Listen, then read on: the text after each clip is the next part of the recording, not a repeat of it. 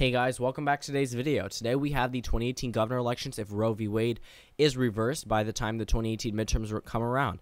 So the governor elections are going to be focused on heavily by Democrats. If Roe v. Wade is reversed, it will likely go to the states, and when it comes down to the governorship, if the governorship is not agreeing with the state legislatures, a number of things probably won't be able to pass. And it's also going to be much better for Democrats if they're able to get a Democratic governor in states with a Republican-controlled legislature, because they could be able to pass things that could benefit Democrats while not having to go through the state house.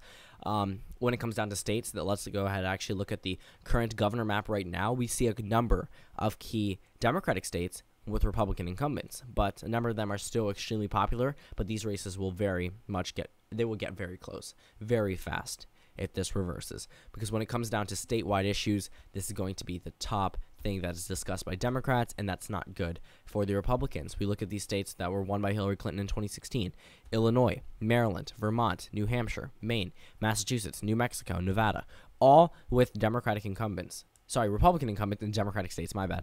But again, some of these states probably aren't going to flip from red to blue because of the popularity of the incumbents, but some of them seem like they could possibly flip. So this is the current rating by multiple political pundits of the ratings for each state in the governorship. But some of these are going to get closer, and some of them are going to get more left-leaning.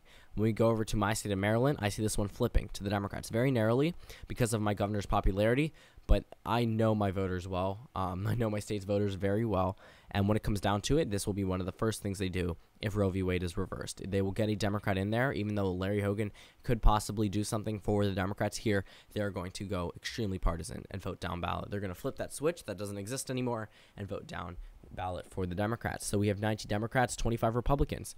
Some of these states that have Republican incumbents, Georgia could get a little bit closer but still remain in the column for the Republicans. Arizona could get a tad closer. Right now, the Democrats actually leading in opinion polling there. Texas no longer becomes safe and becomes a likely state for the Republicans. Kansas could get a little bit closer with an independent running on the independent side.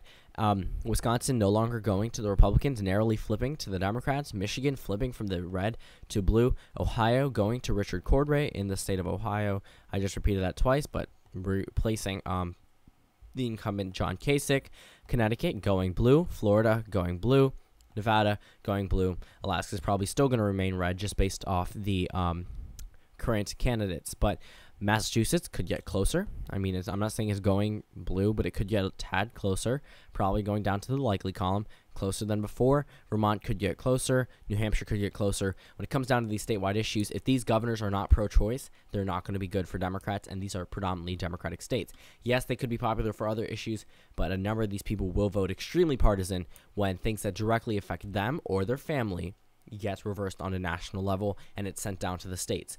When it comes down to my home state of Maryland, which is a prime example, if this is not reversed, then it seems like Larry Hogan could actually win in the governor's race here.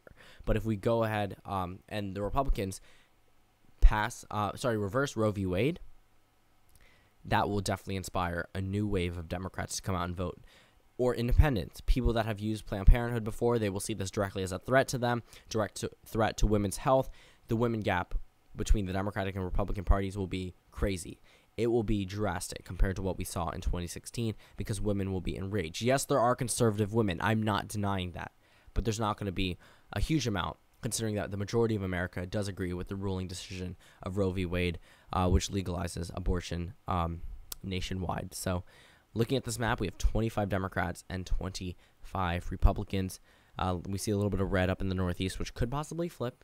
The Democrats do play their cards right. But right now, I do see it remaining in the Republican column. But the Democrats have a tie, 25 to 25, gaining a total of 9 seats in the 2018 governor election. So that finishes off our map for today.